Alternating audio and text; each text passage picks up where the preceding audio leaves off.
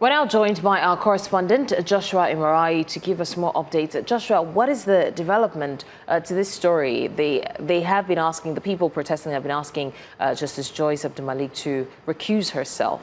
Good afternoon to you, Blessings. For the fact, there's a case before Justice Joyce Abdulmalik of the Federal High Court here in Abuja, a case bordering on the internal crisis of the African Democratic Congress, ADC, and several parties challenging each other over the appropriate leadership of the party before the court. But on the flip side is that the thing is Justice Joyce Abdulmalik has been on the case, and she has been the presiding judge for a while now, and there are allegations from these individuals who identify themselves as registered members of the ADC saying that she should recuse herself from the case.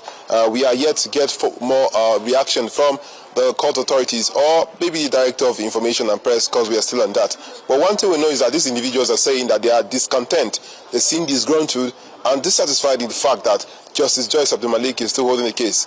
Earlier on, a judge actually recused himself from this particular case, and the case was transferred to Justice Joyce Abdulmalik. Well, what this individual is saying, that they are no longer comfortable with the fact that Justice Joyce Abdulmalik is holding the case and is the presiding judge of the case.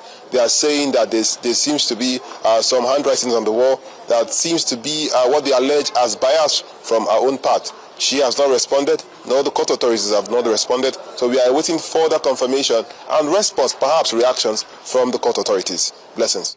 All right, Joshua Imarahi is still on standby. We would still come back to you for more updates on this next story. The Federal High Court in Abuja has also discharged and acquitted the suspended Deputy Commissioner of Police, Abba Kyari, of a 23-count charge of alleged non-declaration of assets filed by the National Drug Law Enforcement Agency.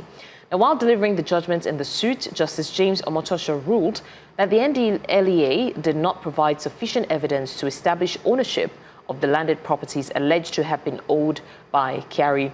The court also held that it found no material evidence linking Kyari to the property at Fountain Estate, Kasana, said to belong to Ramatu Kyari, nor to properties on Linda Choko Road, Asokoro, and in Maiduguri, Borno State. Now, on the charges against Kyari's brothers for alleged conspiracy and false affidavits, the court held that the prosecution failed to substantiate the allegations and all the defendants were consequently discharged and acquitted. So, Joshua, coming back to you, what is the update on this particular story? The court has acquitted Kyari and, the people who, he was co-accused with. What is the update of that? Well, in fact, the court actually did discharge and acquit the suspended DCP of police, Abba Kyari. Of course, Abba Kyari is standing trial in 2 cases, and one of the cases has just ended before Justice James Omotosho. Justice James Omotosho ruled that the NDLA did not substantiate their claims of Abba Kyari owning this particular asset, which they say he did not declare. Now, Abba Kyari, who is quite happy with the judgment, could not speak to journalists because he's still in the custody of the Nigerian Correctional Service.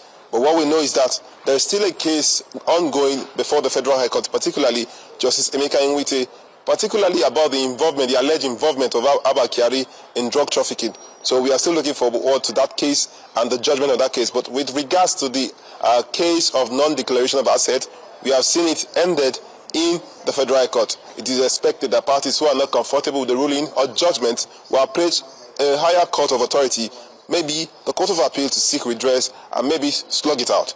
That's all we know for now. All right, Joshua Imarahi, they're giving us an update from the Federal High Court regarding these 2 developments.